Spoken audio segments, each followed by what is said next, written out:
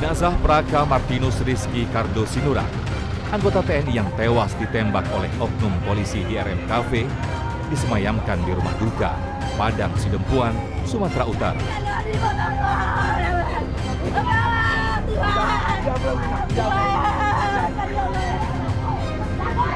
Suasana haru terlihat jelas di tempat ini.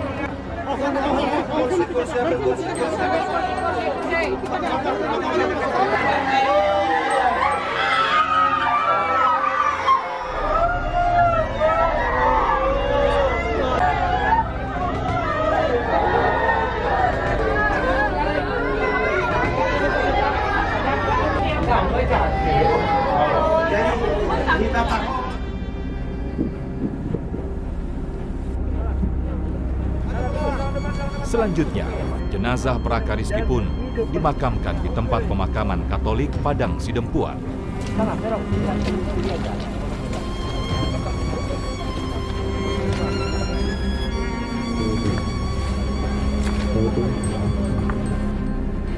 Pemakaman dilangsungkan dengan prosesi militer. Kepada jenazah Praka Martinus Rizky Sinurat, hormat sejahtera.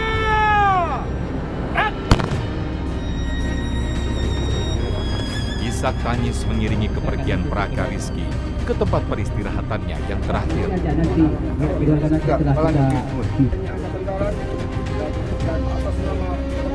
Di mata kerabat, Rizky merupakan sosok yang baik.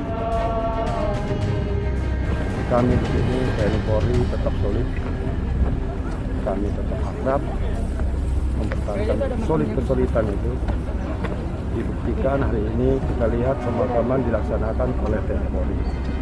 Kebetulan saya sebagai inspektur yang diperintahkan oleh Dandim karena beliau ada halangan. Pelaksanaannya dari mulai tadi siang sampai hari ini berjalan aman dan tertib. Korban penembakan lain adalah Doran Mani.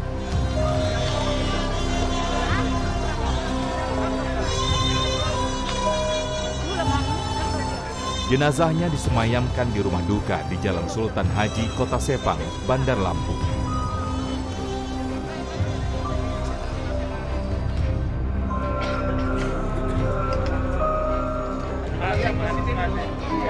Sabtu 27 Februari, jenazah Doran pun dimakamkan di tempat pemakaman umum Sepang Jaya.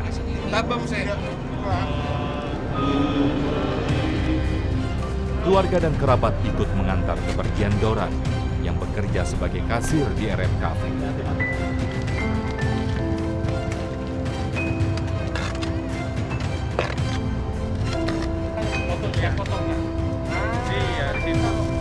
Doran merupakan sosok baik di mata keluarga.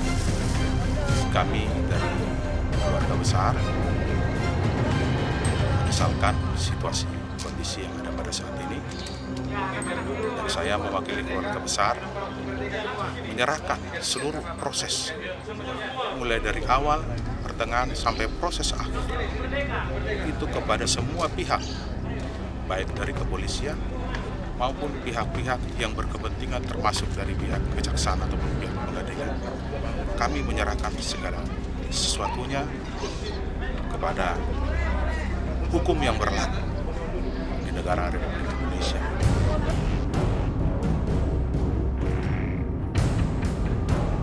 Inilah sosok Bribka Cornelius Sihaan, anggota Satreskrim Polsek Kalideres yang mengumbar tembakan di RM Cafe pada Kamis pagi. Menurut keterangan, saat itu Bribka Cornelius Sihaan dalam keadaan mabuk. Kepada pelaku sudah diproses langsung pagi hari ini juga, dan sudah ditemukan 2 alat bukti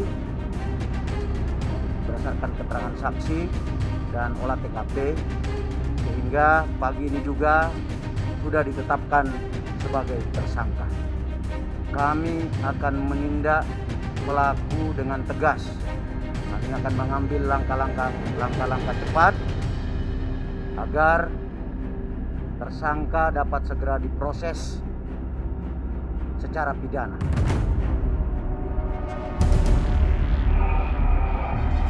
Diketahui, Bribka Cornelius datang ke RM Cafe di wilayah Cengkareng, Jakarta Barat pukul 2 dini hari bersama seorang temannya.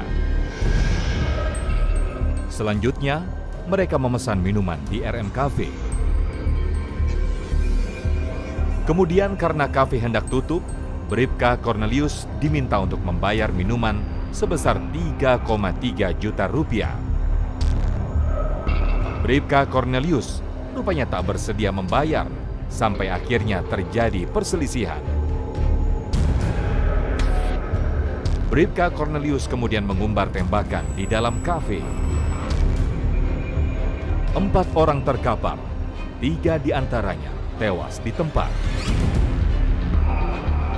Usai melakukan penembakan, Bribka Cornelius keluar kafe sambil menenteng senjata api dan pergi bersama temannya menggunakan mobil.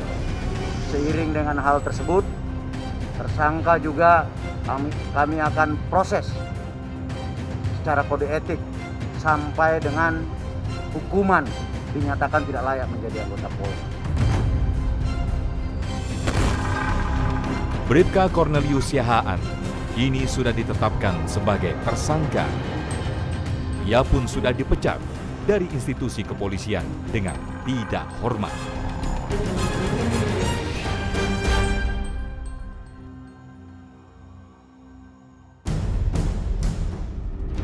Peristiwa penembakan di RM Cafe Cengkareng, Jakarta Barat, Kamis 25 Februari pagi, benar-benar telah mencoreng institusi kepolisian.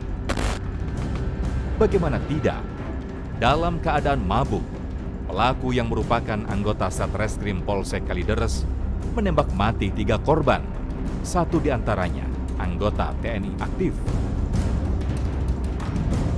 Perilaku Bribka Cornelius Siahaan langsung dikecam banyak pihak.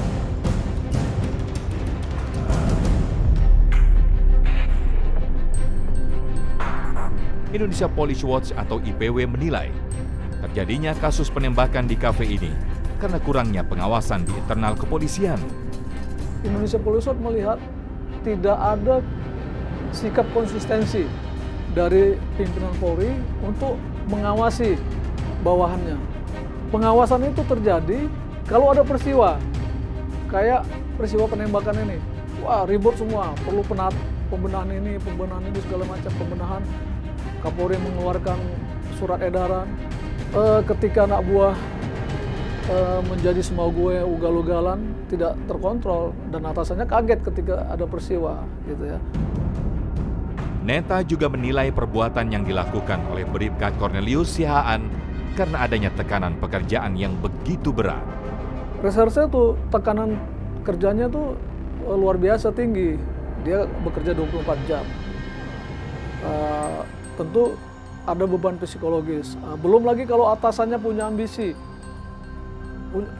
pencitraan gitu ya, untuk sehingga bawahan tuh ditargetkan harus ini harus itu supaya citra atasannya naik biar bisa dia naik pangkat atau naik jabatan.